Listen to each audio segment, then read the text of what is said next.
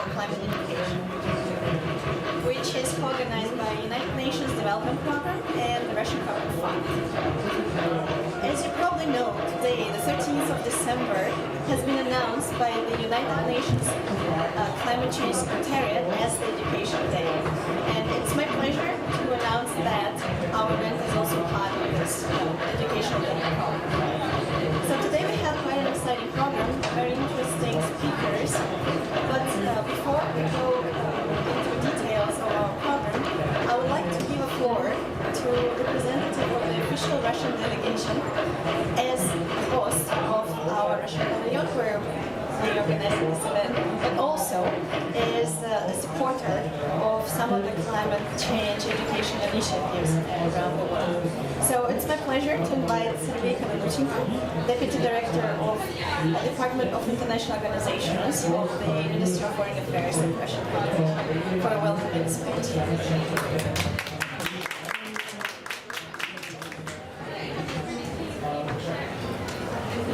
Good afternoon, everybody. I will be very brief. I am very pleased to take part in your side event dedicated to a very important issue, awareness raising, referring to climate change and its consequences. This event is dedicated is specifically to so-called climate box. This climate box was realized, was done due to the project financed by Trust Fund Russia UNDP for development. This trust fund was created in 2015 and has special climate window. The amount of financial resources is about $10 million. And this climate window is focused on implementing projects of development assistance in several developing countries, specifically focused on climate change and awareness raising dedicated to climate change. And this climate box is example, material example of efforts made in the framework of this project to help teachers and professors to teach students in schools and universities and to help them being as one of the methodological and educational tool to distribute the knowledge about climate change and its consequences. I would like to wish you all the best. I think that these efforts are very fruitful, and I hope that the Russian Federation will follow this work dedicated to support projects focused on climate change, on tackle climate change and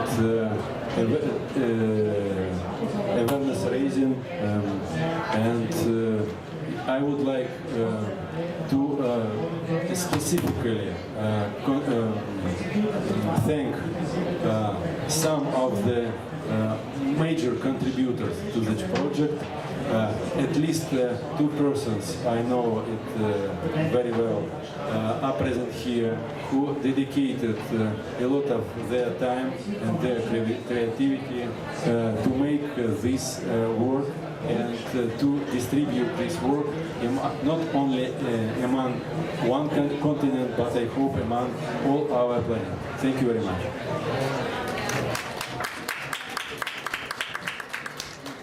Thank you very much, Sergei.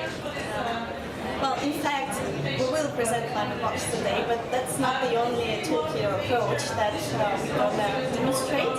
Actually, our event is dedicated to several approaches, all of them innovative in their way, that have been already successfully proved in Russia and in other countries around the world. So with this, I would like to introduce you to our program of today. We have four very interesting speakers. We have Christina Rikakavas from the United Nations Institute for Training and Research, and she will present a very interesting climate change e-learn platform.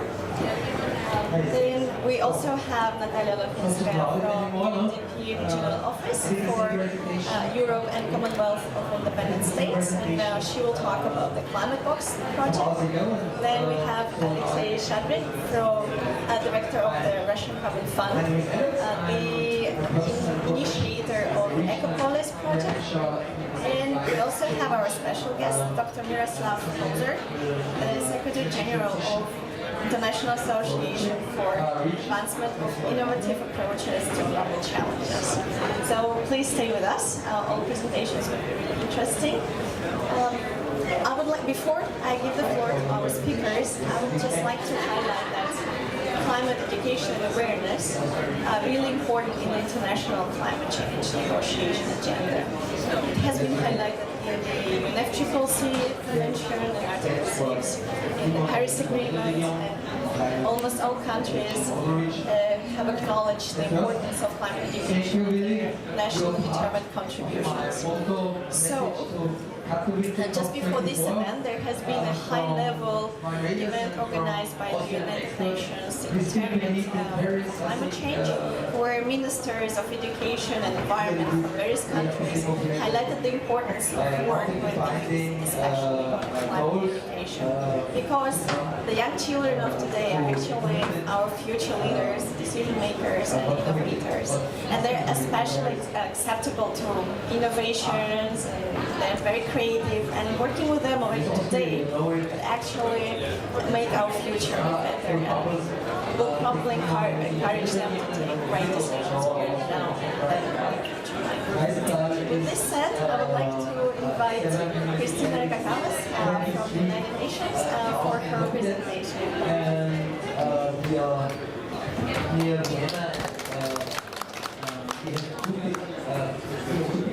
Rivers on the one side with the idea that the horizon is flowing into the venue. Good afternoon. Thank you very much, first of all, to the organizers of this event for having me here. My name is Christina Rikakavas. I work as a training associate at the United Nations Institute for Training and Research. And I'm very pleased to have the opportunity today to introduce one of our initiatives, the One UN Climate Change and Learning Partnership, or in short, UNCCLearn. I would like to start with this reflection. Although we have been talking about climate change for decades nowadays, we are at COP24, climate change education has not been around for so long. However, nobody can fix a problem that is not understood. This is why we have launched in 2009 UNCCLearn. UNCCLearn is a one-UN partnership involving 36 multilateral organizations, mostly from the United Nations system, for the promotion of climate change learning. UNCCLearn contributes to the implementation of Article 6 of the United Nations Convention on Climate Change and Article 12 of the Paris Agreement, which are focused on climate change education, training, and awareness raising. UNCCLearn Secretariat is hosted at UNICA, that's why I'm here today, and we have already had 2 implementation phases, so we've been around for almost a decade right now. The 3rd implementation phase will run now until 2020. You can see here the list of our partners from all the United Nations system, including UNDP.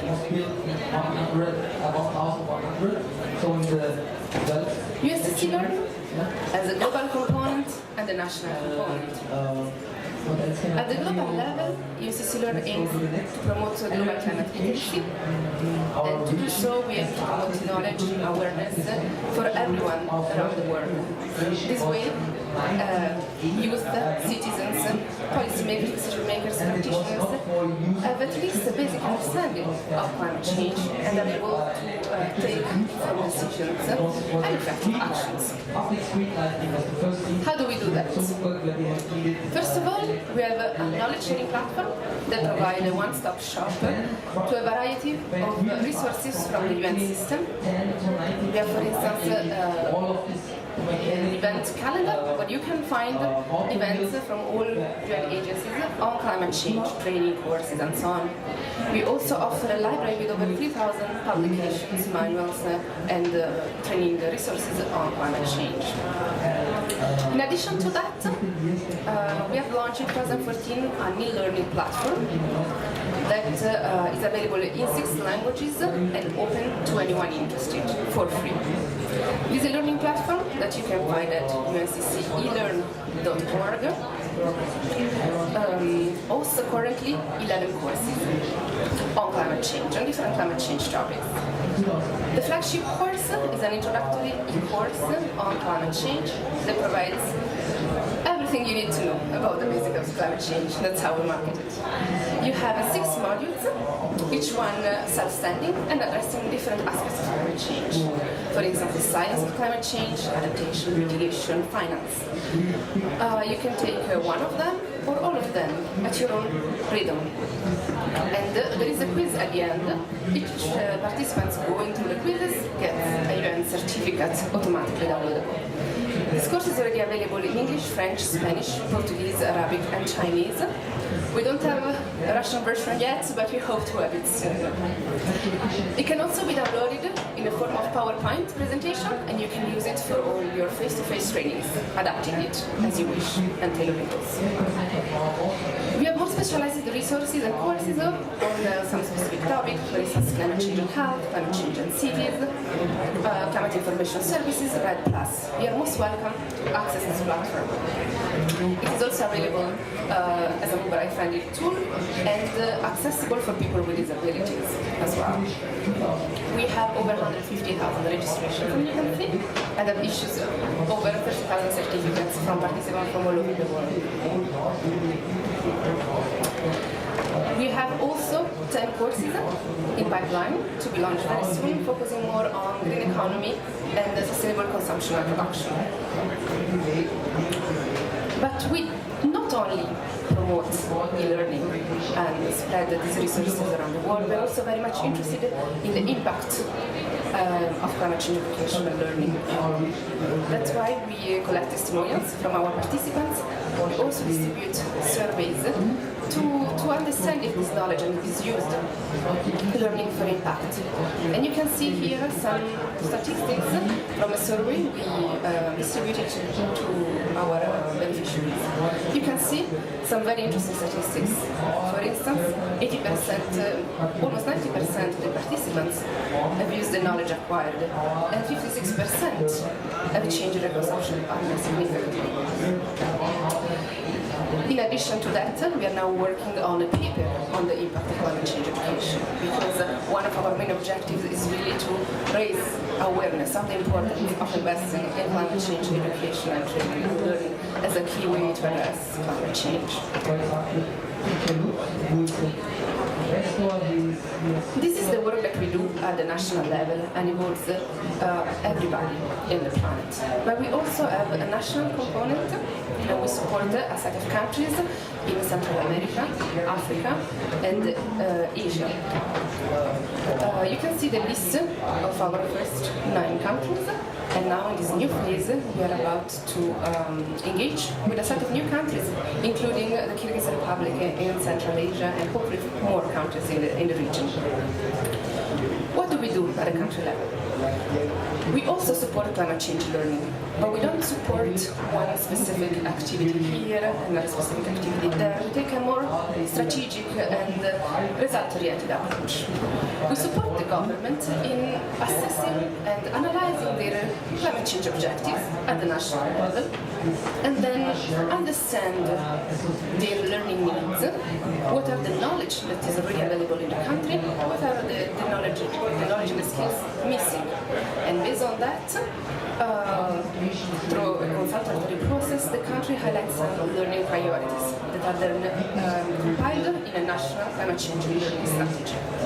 We then support the implementation, and here it's a very interesting process to see how we can really implement those policies in the ground.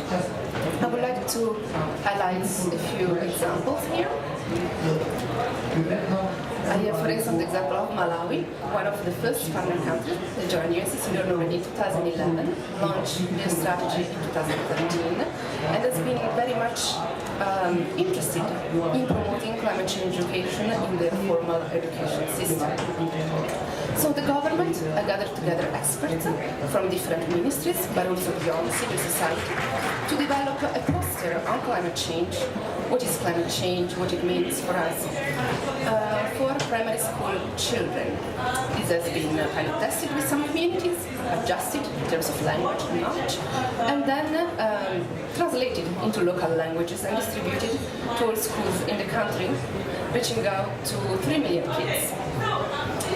The professor then said, okay, we'd like to have some more information on how to best use this resource, and we have then supported the development of a guidebook for professors and associated training. Given the success at the primary level, a second phase has involved the development of the same materials but for the secondary level. This is just one example for Malawi. Another great example is the Dominican Republic, and I'm very pleased to see among the public one representative from the Dominican Republic who has been very much involved in this process. The Dominican Republic has also launched its strategy in 2013 and then took a keen interest in training all the professors and teachers in the country on climate change.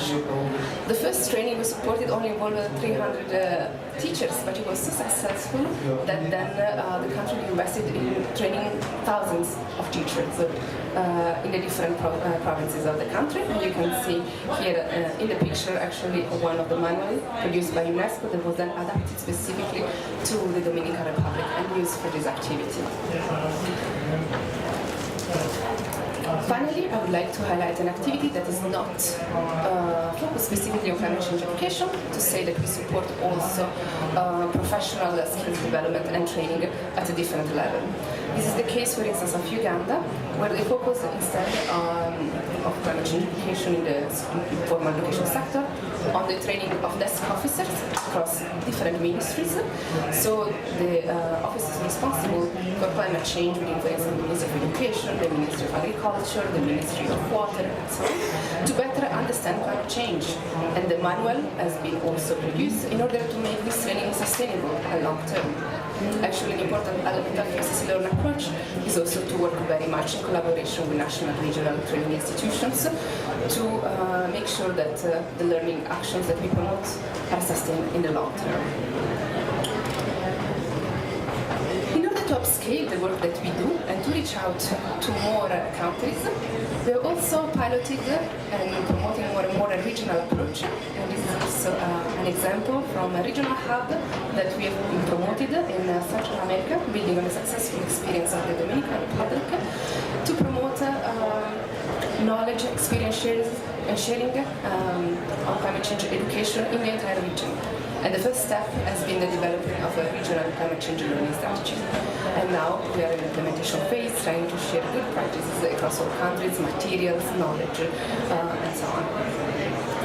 We are also piloting one in West Africa and now another one in Southern Africa, and hopefully soon maybe also in Central Asia.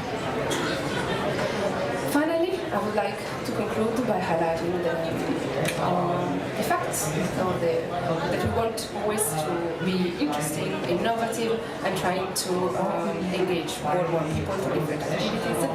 And you can see here a picture showing two of our activities that link together a little bit at the global and the national level. One, the first one on your left, is the Climate Classroom. This is an initiative that is taking place right now here at COP.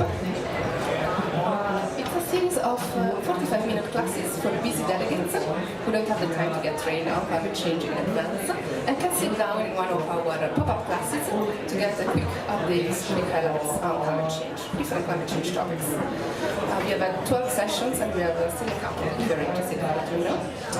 You can see all participants wear these headsets that cancel external noises. And external noise because the classes can pop anywhere here in a very busy space. We call them the espresso shot of climate change learning. The second initiative is the Youth Climate Dialogues, and this is an initiative involving youth as future consumers, policymakers. The idea is that students in different countries, very different countries that see very different impact of climate change in the regions, can exchange about their experiences, perception, but also solution via video conference. And we do that by supporting high school students and teachers in our partner countries to exchange via Skype conference around 2 hours. It's been a very powerful experience so far. So this is a little bit an overview of all the work that we do. I thank you so much for your attention, and I remain at your disposal if you have any questions.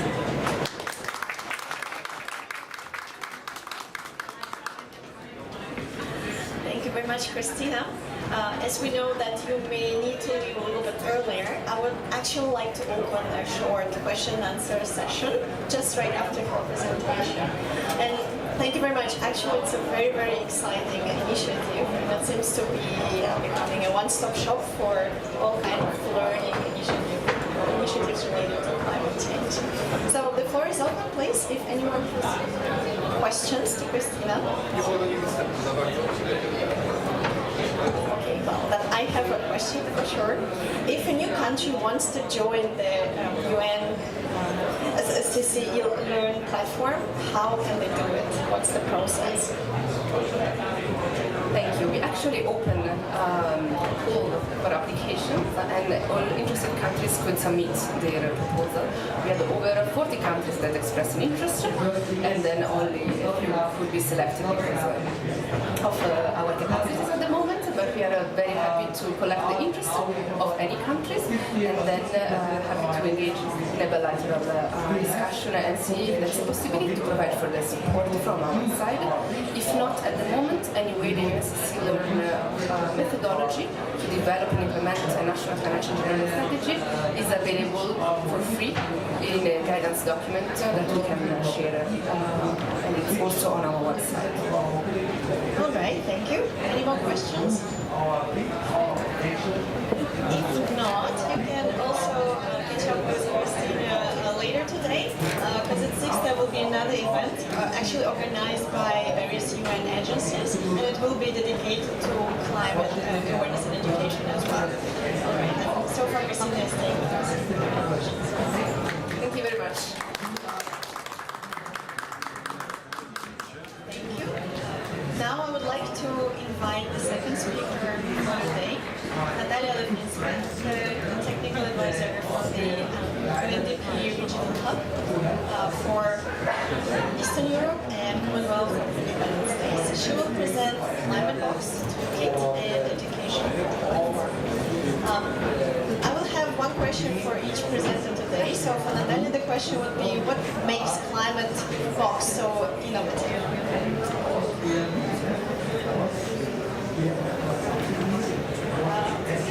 I hope that I will answer this question like 500 times during my presentation, but we'll start probably from the little movie, isn't it? We have a very, very short movie to kind of show you and to prove that it's not just a box and it's not just me, but there are many, many people in different countries behind.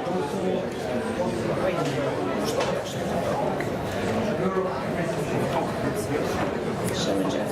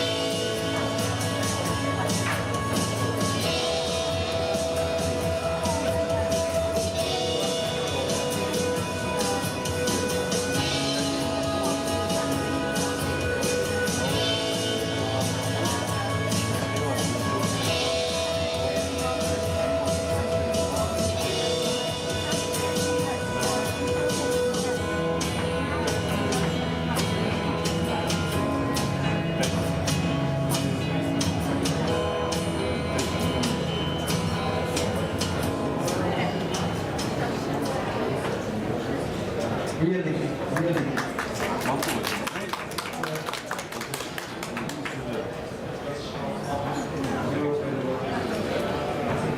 You know, when you look at your kids, your own kids, whatever they do, you smile, I think. Whenever I look at the climate box, here or there, I smile. I tend to smile. Because it's been really a very nice journey, including for myself, my personal journey. And I'll try to run you through. So, 4-year journey, maybe not that long, but also not that little anymore. That made many people who I'm working with, my colleagues, really happy and satisfied. It starts from an idea in 2014, and now we are reaching a pretty mature product that is already enjoyed by 50,000 kids in 8 countries. So that is something to start talking about and start offering to the world. The toolkit is mainly targeting school kids from between 7 and 14 years old, but actually in many schools we start early with the early years primary kids. School kids learn about the global climate change through interacting, playing, implementing projects, and they're acquiring really skills for responsible lifestyle and sustainable consumption. Teachers have access to high quality, reliable, up-to-date information about climate change, and also they receive guidelines and also they exchange with their peers on how to present climate change agenda in school, within school curriculum. It's also useful tool for the general public. Many NGOs, environmental class, protected area offices are using this already for their off-curricular activities. This is really the first comprehensive school toolkit on climate change in our region for sure, and especially in local languages, because whenever we come to the country we translate it. The format is pretty attractive, that's why we try to put as much of them so that you can see, and maybe you can also circulate, that you can also touch. There was an excellent multidisciplinary expert team behind this work. It was a year spent by experts on climate, on biology, on geography, on kids literature, on education, who has been behind this big work by thematic scope, including guidelines for teachers adapted to each country, and also global scope and easy to adapt wherever we come with this. In the box we have a textbook for kids and for teachers that include information on climate change, questions, games, posters, etc., as well as guidelines. As I said, we have climate quiz, a cards, a game with multiple choice questions, posters, and the CD. So this is the overview of the toolkit itself. We speak about climate change, why it's happening, how and why it has been changing back in the history. Today we speak how climate change is affecting our lives, communities, economies, sectors, continents, and whether and how we can adapt. And we look at different phenomena, different regions, Arctic and deserts and coastal regions and mangroves and cities and urban communities. And then finally, how can we mitigate climate change? How can we personally, individually reduce our carbon footprint, and how the global community is cooperating to find some joint solutions. Each chapter includes text materials and visual materials, lots of maps, graphs, diagrams. We have boxes with additional information, terminology. We have question, tasks, experiments. A lot of it actually is the project work outside with kids, but outside of the class, going out to the streets, working on energy saving, for example, in their school or in their class. Some kids have been working in their gardens doing the greenhouses, for example. Really very important, although probably not that colorful, is the teacher's guide. There is a special section. The teacher's guide is adapted to the national curriculums in each of the country, and basically there are very detailed recommendations on how different chapters, different sections can be applied by teachers of different disciplines and in different age groups. Climate quiz is a game with 100 cards with multiple choice questions. I have to tell that within UNDP, with grown-ups, we've been playing this very often. The climate map, what's going to happen with us and with the ecosystems if climate change is not tackled, and the poster of how kids and their parents and all of us reduce their carbon footprint. So I spoke already, and I will speak more about the national versions of the toolkit. And this is the heart really of our work. You can't really parachute any toolkit from abroad to a Ministry of Education, to a school, or to a teacher. There should be a lot of work with them on the ground. So in each country, we have translated the toolkit into local language. They have selected and designed their new covers. National experts and teachers have been engaged in adaptation of the local content, and approximately 20% of the content is actually adapted, localized. We've been using local examples of climate change impacts, responses, information about the country. As I already mentioned, the teacher's guide is applied or overlaid with the national curricula. And every time we do this, we also try to update the content based on the newest recent information coming from IPCC. However, it's more than a box, seriously more than a box. It's a long, comprehensive work with teachers and with the education authorities in the countries. Training of teachers and educational experts several times every year, wherever in whatever countries we are working, knowledge exchange workshops, engagement with the ministries and departments of education, with the academic community, support and oversight during the piloting phase in pilot schools, school context. The first one we just announced and will be congratulating the winners next year. International conferences, monitoring and evaluating impact. And also online versions, mobile application and website. This is still an area for improvement, and we hope to tackle this much better starting from next year. So what's been happening in the pilot countries really very fast. We started working in Russia, in Moscow, in Sochi. We piloted this in 2015-16. In just 1 year already more than 11,000 kids have been educated, have been learning with this. In 2017, one of the Russian Arctic regions, Yamal joined, and they came themselves with the initiative, and they found the funding themselves to produce a special Arctic edition of the toolkit. So now we have a special adapted version for the Arctics. Kyrgyz Republic was the first country that adapted the climate box in Central Asia. In 2016, we started to work with them. They adapted the content and the design. The toolkit is endorsed by the Ministry of Education of the Kyrgyz Republic. 1,500 schools received the toolkit. Lots of workshop, conferences, training, exchanges have been done with that country. It's probably one of the most advanced countries in terms of engagement and scaling this product across their educational institutions. And they came up with the idea to put a little national hat to the globe. Since then, all the countries have been doing that, and you will see that all the national versions have their national hats on the globe. Kazakhstan, the first teachers workshop launched the project there in 2016. It was also included officially in the national curriculum. The toolkit is piloted through 21 leading schools which represent Nazarbayev Intellectual Schools Network. This is a network, educational school network in Kazakhstan that is piloting new things, piloting for further scale-up. And also 15 schools in Astana, so altogether 700 teachers have been engaged in just 2 years, and like 13,000 school kids already use the toolkit. Kazakhstan offered lots of new content, recommended lessons plans 3 new games that we are now offering also, of course, to our other participating countries. They presented it at the Expo 2017 that was held in Astana. They trained volunteers to present it to the visitors, so 100,000 people visited it. They used it for the Youth EcoCamp, and I'm showing this example to see that there are lots of, you can use it multiple ways really when you have this product.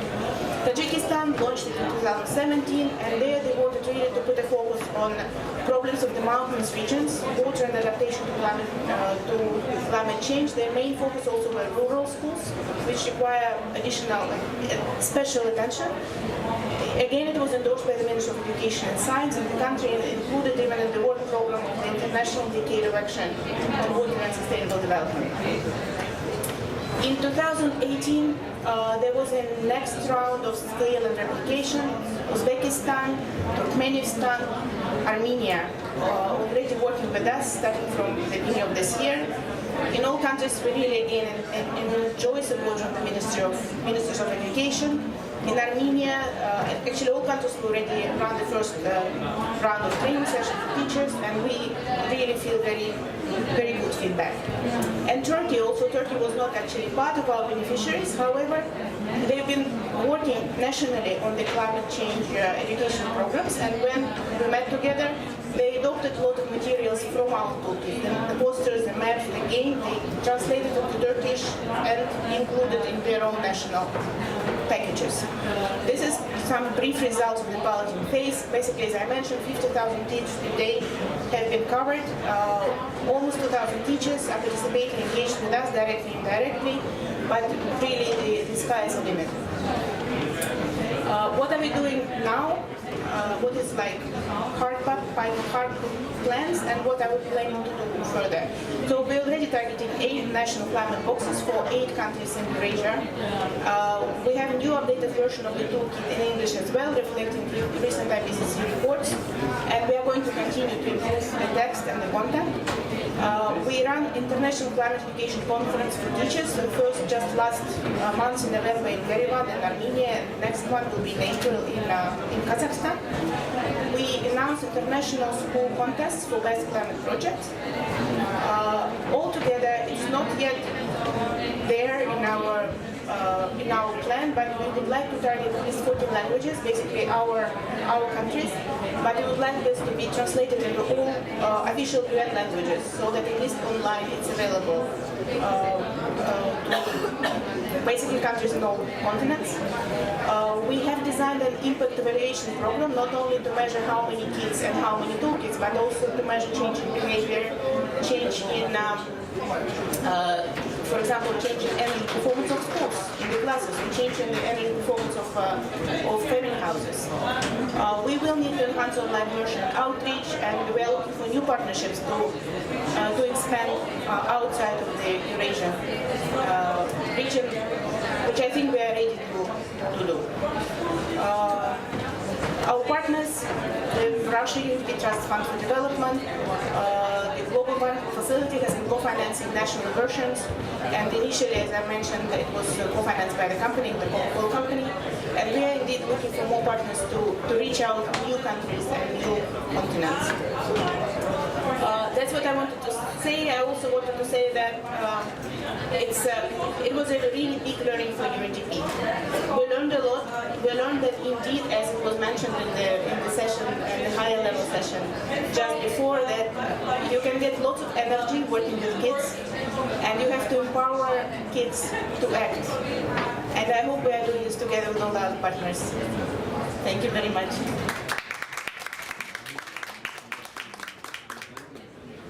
Very much, Natalia, for a very inspirational presentation.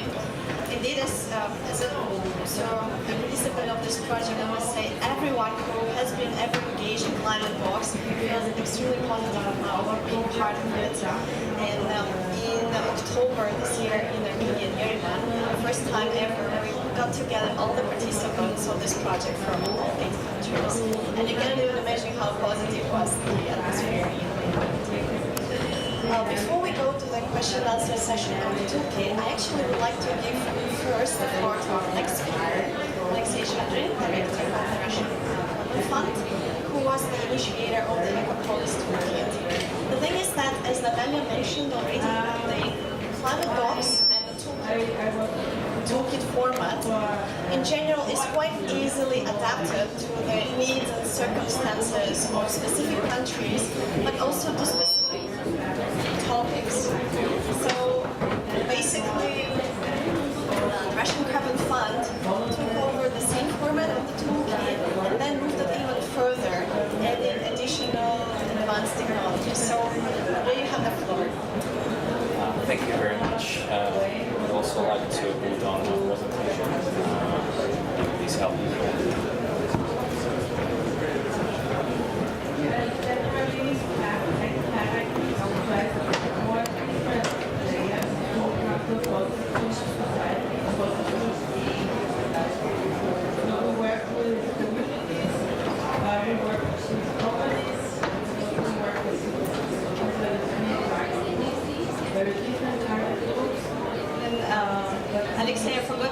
for you? My question would be how innovative technologies actually help in motivating younger generation for climate action. Thanks for that question. I will also try to answer during my presentation. So, Climate Box is indeed a very inspiring project, and that's how we actually got involved into this whole environmental education topic. Of course, we, as Russian Carbon Fund, made a lot of educational events and efforts, but when we visited the presentation of the Climate Box, it was really inspiring. We realized this really a very innovative format, and it inspired us so much that we came up with an idea to use this concept and develop it a little bit further, and to speak more about sustainable cities, because it's also a very important topic. We know that more than 50% of people around the globe live in cities, and cities face a lot of sustainability challenges that we try to describe in our version of Climate Box, which is Ecopolis. So first,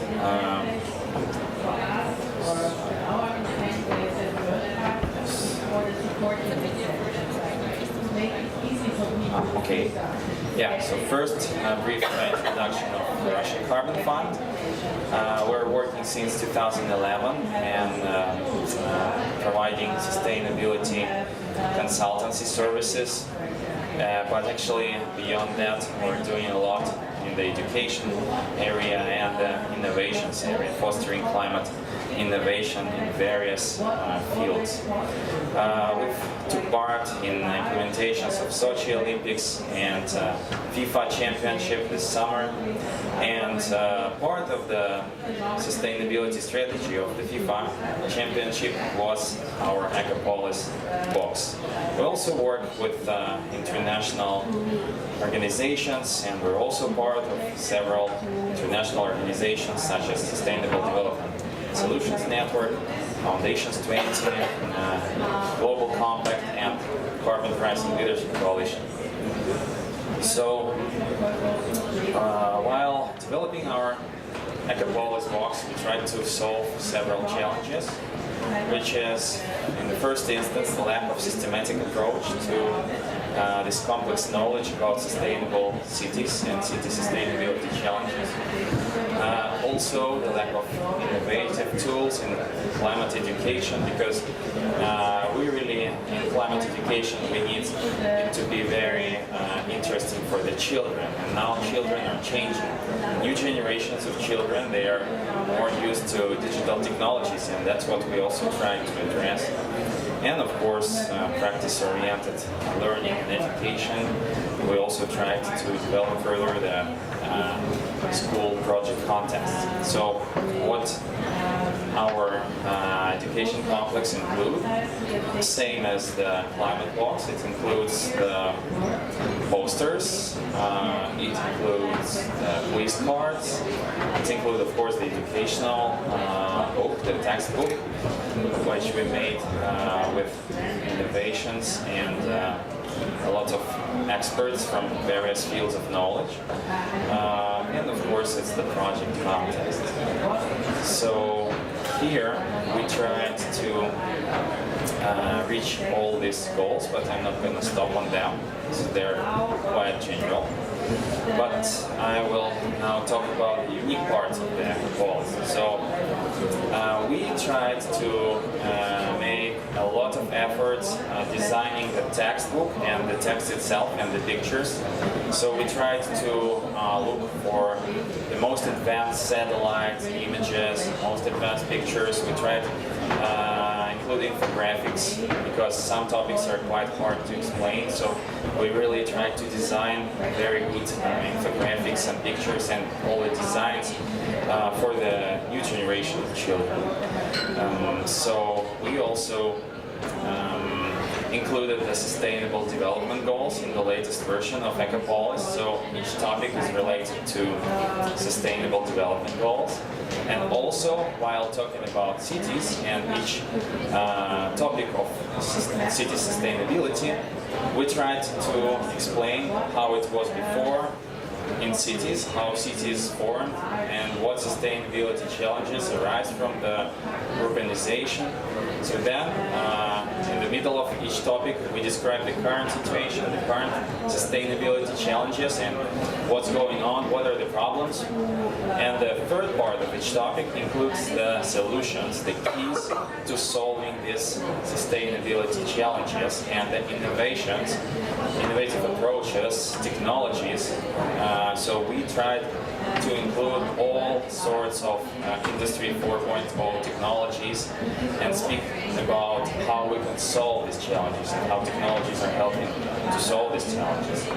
And of course, the Ecopolis also has some technological innovation. It's the augmented reality technology that helps to explain difficult topics, most difficult topics in sustainability. So kids can use their smartphone to load special application, and then the difficult topics about sustainability, they start moving and showing this in like in 3D on his phone, so the children also get amused, and this what helps them to remember all these hard topics. Also, we tried to include some career guidance about the future careers and how these children can, when they grow up, how they can work in chasing city sustainability. So this is the brief history of our project. First, we made a pilot project together with Gazprom Neft company in Moscow, and this was made only for one Moscow region, but it also included general topics. But the augmented reality was there, and it was the education program was made in 100 schools. We got feedback. We tried to understand what was good, what was bad in our first pilot project, and then we designed the second one, which was Eco City 2018 for the championship, FIFA championship. And this was a huge project, and it was made in 11 cities and more than 100 schools, and more than 11,000 children undergone this education program. We also had more experts, and I'm going to tell more about the experts in various fields, and we also included information about FIFA sustainability strategy. The other Ecopolis this year was made with our Future Fund, which deals with social entrepreneurship, and we tried to speak about city sustainability in a more entrepreneurial way. We tried to include very encouraging, very exciting examples of social entrepreneurship and describe how these cases really changing city sustainability and communities in cities. And there were even more experts. There are special grant programs for the children for their school projects, and also here we tried to further step and try to commercialize Ecopolis. So it would become from a grant initiative to a more entrepreneurial initiative itself, and this would significantly contribute to sustainability of the project itself. So here are the authors. We see the authors from IPCC Working Group and from Sustainable Development Solutions Network, from leading universities, and even from other countries, and also people from various fields of knowledge, like green building, like clean technologies, like renewable energy, journalism, urbanism, and activism. So many fields of city sustainability was included. So here we tried to illustrate what topics did we include and what is their relation with sustainable development goals. And we actually tried to cover the most important things related to urban sustainability, but also like in climate walks, we divided it in 3 topics: economy, city economy, ecology, and social layer. Everything is related to social life. So here is how this augmented reality works, and there is a special application that can be downloaded free of charge, and once you point out your smartphone on the special mark in the Ecopolis, then it starts moving, and it's an interactive technology. You can see various infographics, you can see various animals, you can see how circular economy works, so you will also have a chance to test this after my presentation. The project contest revealed that the projects of school children are very, very practical and are very, they are real-life projects. So they're not just research projects of some kind, but they are raising awareness, they are introducing very interesting approaches and even technological approaches to solving city challenges. These are our partners that took part in Ecopolis. There are corporate partners, there are state partners, also media partners, and that's how we did it. It was totally a bottom-up project. It was an initiative of the Russian Carbon Fund. Here are some quotes of famous people in Russia who saw the presentation of Ecopolis and had a chance to use Ecopolis themselves, like Nikolai Drozdov is my actually was the leader, environmental leader that I love to watch during his famous TV series about various animals, and every Russian person from my generation watched this TV series. So Nikolai Nikolaevich was very impressed by Ecopolis and by the projects that children made. He was in jury during the contest. Last year, together with Miroslav Polzer, we took part in some educational events in Bonn, and that's where we realized that Ecopolis has great scaling opportunities, and a lot of people from Asia, from Africa, from America came up to me, asked to actually share some experience and offered their translations of Ecopolis. So now we're working on the further steps of our project, and we see further steps in the further development of the innovative part, because we already have that very good text, and it was rewritten by a professional writer who writes novels, so to be very easy reading and good for the children. But also we see that new technologies, and we got the feedback from children, from teachers, that really the new technologies, this is something that make children interested in sustainability issues. So we want to include more innovative technologies like VR, and together with one corporate partner we have an idea to make a VR film. The life of narwhal, this is a special, it's like a fish, it's a mammal actually, a sea mammal, sea creature, and also we have an idea of a VR film related to drastic consequences of climate change. So using smartphone, using special glasses, children could teleport themselves into various places around the globe where they can really see the drastic consequences of climate change, and thus they can understand that this is real and this is something that is very concerning and needs to be addressed in their life. Also, we will work more on this future professions, so we will help to find the professions of the future. We will help children to develop their further career, and this component will be included in the next version. And also gamification is very important, and we found out that quiz is a great thing, augmented reality is a great thing, but there should be some game because the knowledge is better digested in a gamified form. So we also have ideas of a VR game that we're now developing. This will be also very interesting. And of course, we want to get more partnerships with international organizations such as UNDP, such as other UN agencies, because we proved that our approach on the basis of climate blocks, of course, is very successful, and we really now have thousands of children that undergone this educational program.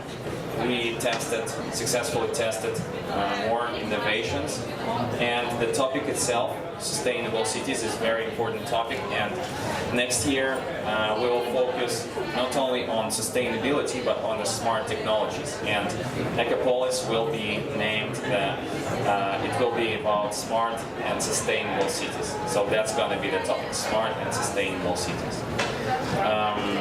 So thanks for your attention. I would be happy to answer your questions. You're free to check Ecopolis and check the augmented reality yourself. And we'll be happy to partner with you and with Climate Box and the further editions to educate more children and more future sustainable development leaders. Thank you.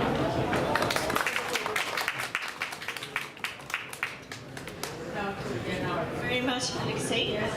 It's very fascinating to see how initiatives that were born in Russia actually stand out of borders and conquer new countries and new regions of this world. And absolutely exciting ideas on innovative technologies and approaches. I think you were probably like the flagman project in this regard, at least in our region.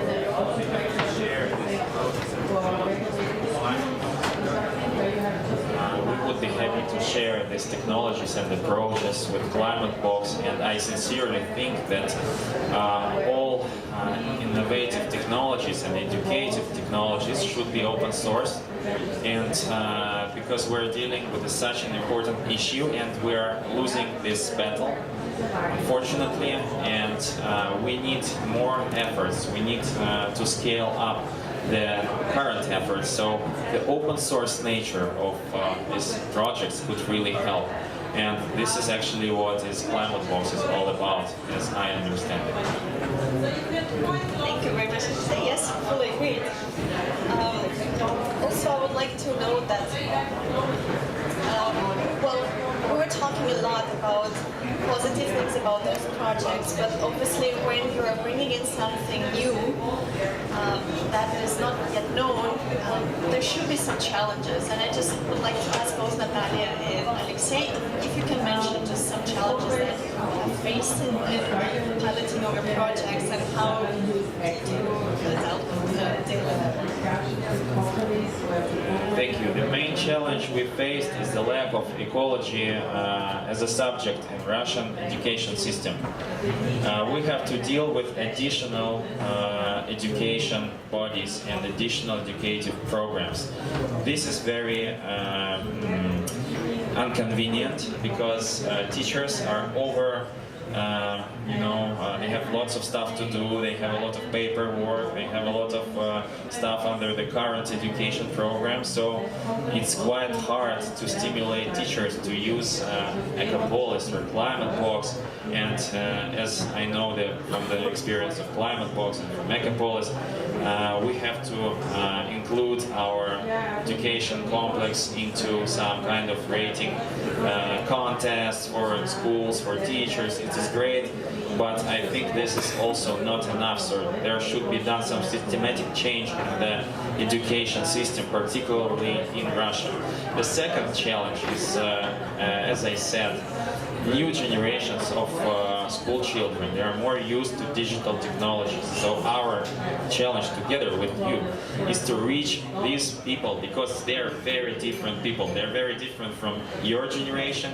They're very different from my generation. It's a whole new vision and a whole new picture of the world that new generation of school children have, and we have to adjust. We have to speak to them, and we have to implement more innovations, more digital innovations, because we're living in a digital era. Yes. Well, one thing that Alexei mentioned is really this educational systems, formal education system are very rigid indeed, and it takes time for this new toolkits to get approved by the ministries, because if you want to get to the school, you can't just open the door and get in, right? So this rigidity of the systems is one of the issues, but you can work through it. You just need time, and you need an effort at the local level.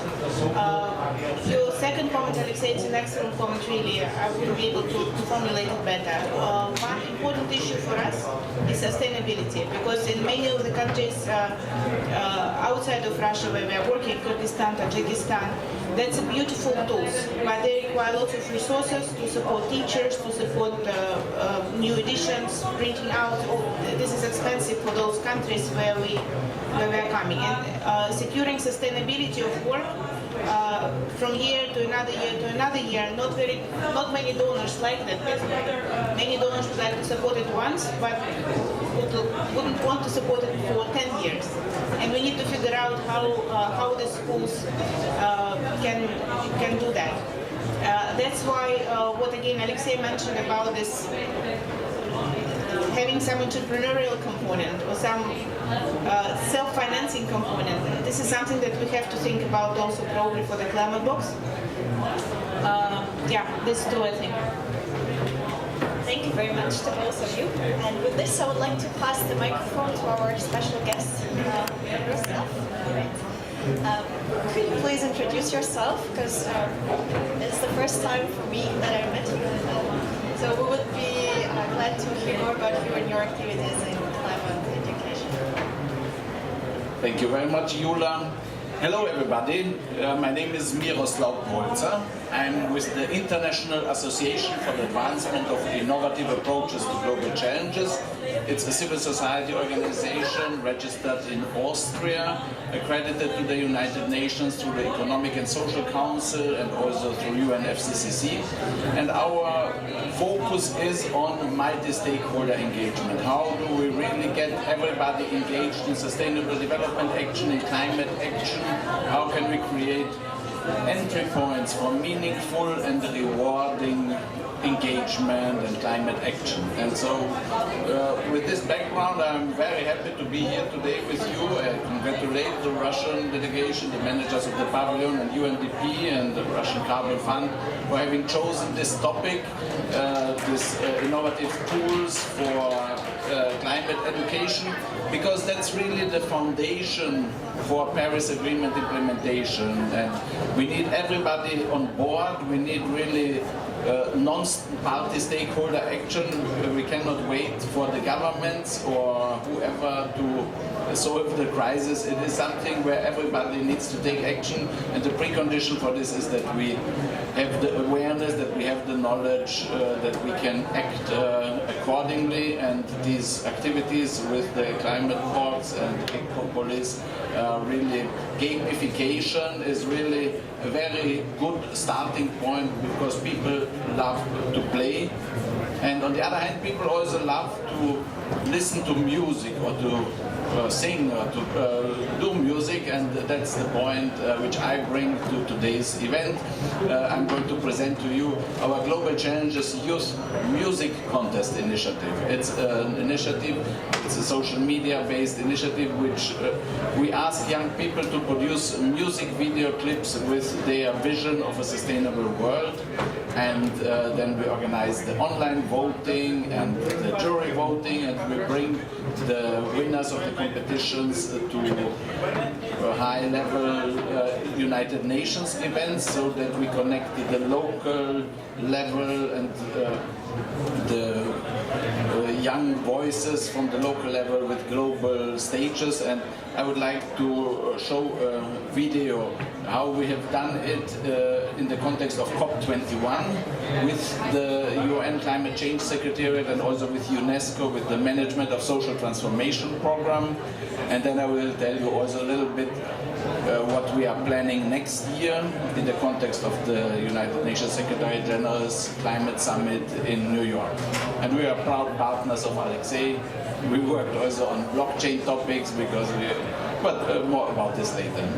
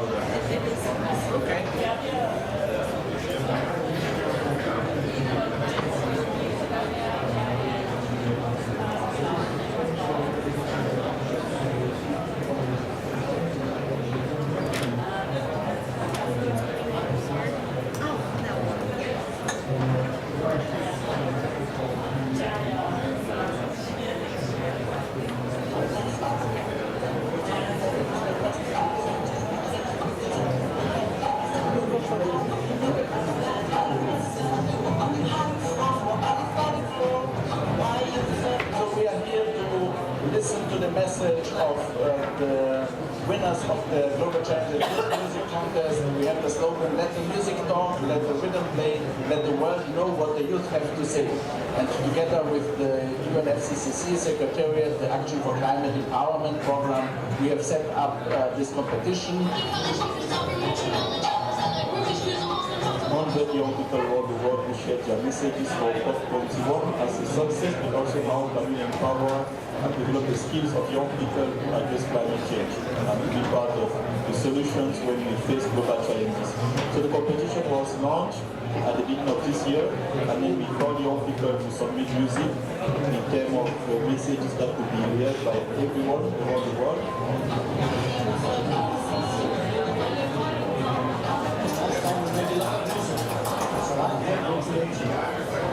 This is your award. Just a quick description of what this video and music means for us.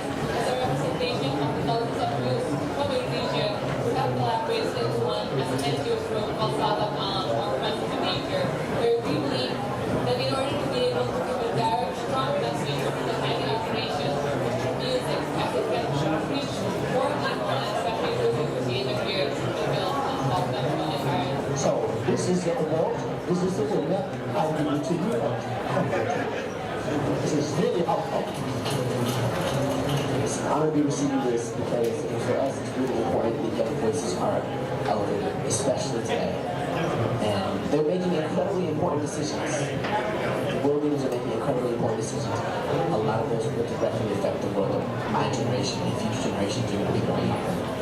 So that's why we believe that our voices need to also be elevated through music, through passion, through things that we love to do, through artwork. And that's why we're here.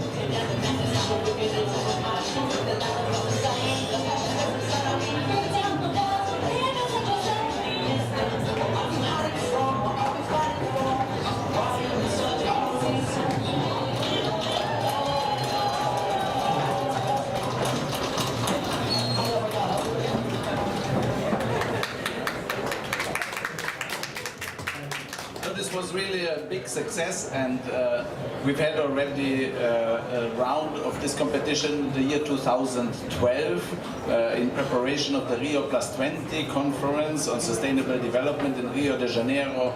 We've had more than 300 submissions from more than 40 countries, and we have seen that also young people from African continent, they were totally enthusiastic. We have now from that competition also very strong connections with youth networks from China, and it's really creating a global community, and that's what we need, a new type of thinking.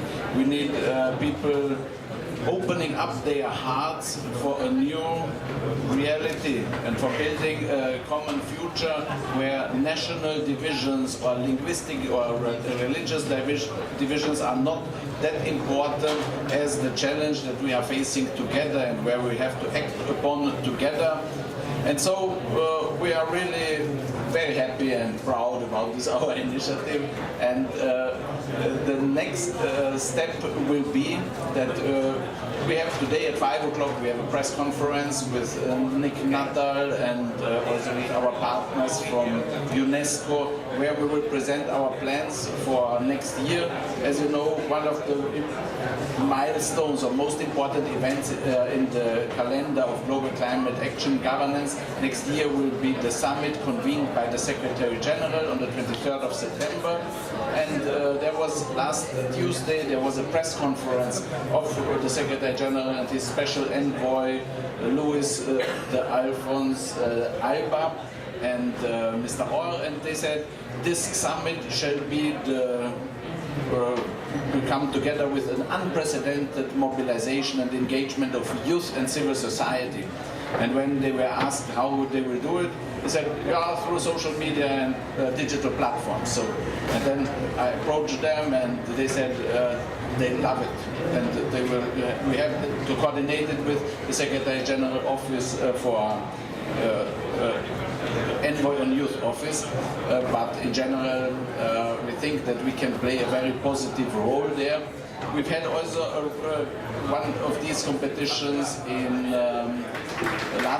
this year in the context of the California Summit on Global Climate Action. We've made a call for musicians from California in order to keep the carbon footprint low. And we've had a wonderful submission about the wildfires, and we had a concert at the Grace Cathedral. And it was a climate consciousness concert. We've had also a young person from the Pacific island of Tuvalu speaking about her experience and her story of climate change, how her people suffer. It's about creating empathy, creating this emotional readiness for action, and we hope that we will work on this also with our Russian partners, because Russian youth is also a very important element of the solution for the future, and with the power of music we can get everybody on board and creating hope and creating a better world. Thank you very much, Miroslav. I also have a question for you, for other speakers. So you were talking about engaging Russia and maybe other countries in Central Asia or Eastern Europe, for instance. So how do you do that? What would be the next step? We are going to clarify some points regarding the logistics for the event in September in New York with the Office of the Secretary General Envoy on Youth, and also with other partners like UNESCO and Earth Day Network. And for this I'm traveling to New York end of January, and early February next year we are planning to launch the call for music. And there we will have the possibility for partners to come with proposals for specific awards. So Russian partners could say, we will give a special award for submissions from Russia, or I don't know, from the broader region. And you could also say that you would organize additional event at the same time in Russia, because we are planning also to use satellite-based video conferencing elements with, we have somehow started talks with the Arctic Youth Council, so we want to have bring to the event in New York through modern technology also youth voices from the Arctic. We could have something from Moscow. The Chinese partners are also there. We have to have also Africa. So we will have a global media event, and Russian partners can propose a thematic award or a regional award, and we will integrate this in the overall design. The call for music will be open till the Earth Day 2019. It's the 22nd of April. There then the voting phase will start, and we are planning to develop a climate action app, also where we're also looking into whether blockchain applications would be useful, and having there also the voting functionality. because we've encountered different challenges in previous competitions where people, of course, want to maximize their votes, and the blockchain technology can perhaps help there. And it's also a way to facilitate technology uptake, because blockchain is a technology with high potential, and young people, they might not be so interested in blockchain, but they love music, and in order to get to the music or to participate in the voting, they will then probably be also more likely to look into these new technologies. And by voting also on music, they might also become more aware that a very important power of the youth is voting power. So if we want really to get a better global action, we have to support politicians that are bold on this front, and therefore youth power is also through this voting rights use, and we will have there many messages and core benefits that we will design into this, but it's something that resonates with young people all over the world, and it's almost overwhelming. It's some kind of nuclear power plant or social energy. Thank you very much, Preslav. We still have a few minutes left before the end of the side event, and I would like to open the floor to any questions to any of the speakers or any remarks that you feel would like to share with us. Yes, please. Just give me a second.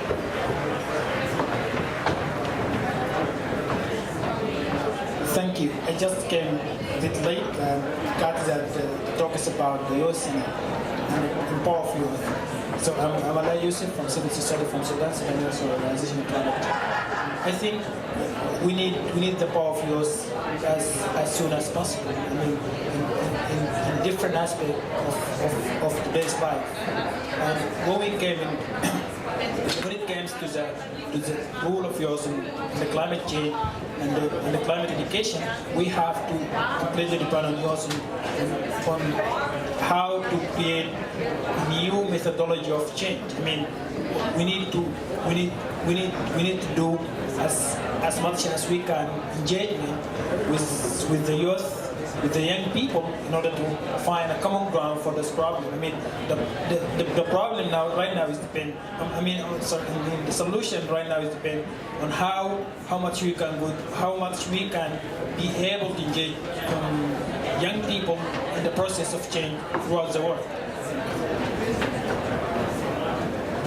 Thank you. I actually see some young leaders here with us today.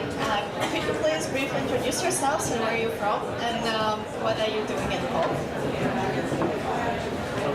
First of all, I want to thank you very much for the thought-provoking presentation of all your inspiring experiences, and I do feel inspired after this, all of your efforts and the things that you have done for the climate change, this big issue that we are going to, not only in our generation, but probably the next generation is going to face it.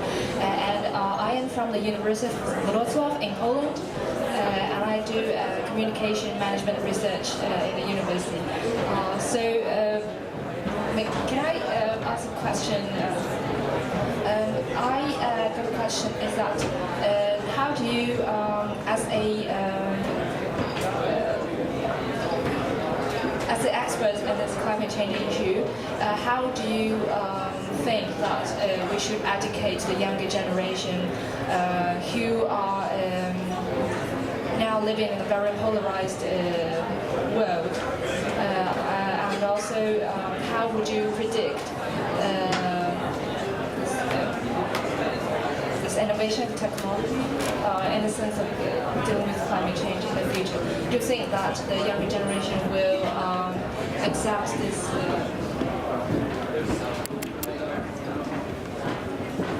Do you think that your current effort will successfully connect it with the younger generation in the future? Thank you very much. Would you like to address your question to anyone in particular?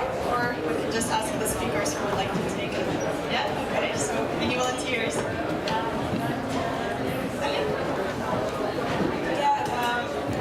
Well, absolutely. I think that we have a very, very good chance to engage with the young people. And I think the recipe for success is to start at as early age as possible. From the basic, really. We don't have to put lots of, very difficult formulas on the wall to explain them the water cycle and all this stuff. It's much easier, actually, and it's really affects all our lives. It's about the pollution and the waste management and the water in the tap and how we behave in transport, public transport, etc.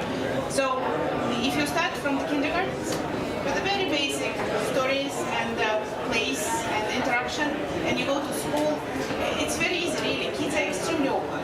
Kids would want to know many things about our planet. I have a kid, I know for sure. And then you can get into more complex concepts. And what Alexei was telling about this really IT stuff and the augmented reality and technologies, this is absolutely cool things, especially for the grown-ups. So I think we have 100% chance.